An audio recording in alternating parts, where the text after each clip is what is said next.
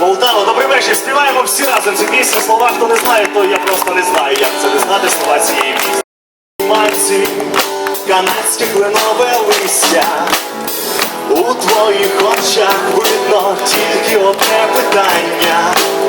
Хто мені скаже, чому я тут народився?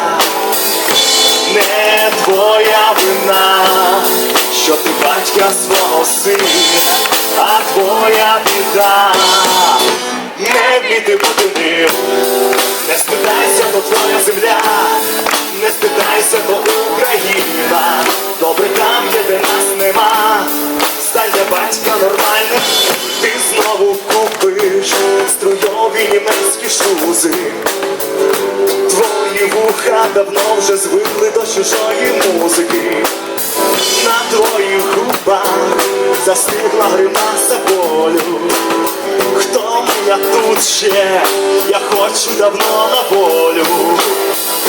Не твоя вина, що ти батька свого сина, а твоя біда не вміти бути ним.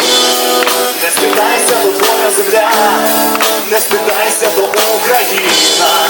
Добре там, де нас нема, стань для батька нормальним сином. Не стидайся, то твоя земля, не стидайся своєї країни. Добре там, де нас нема, стань для батька нормальним сином.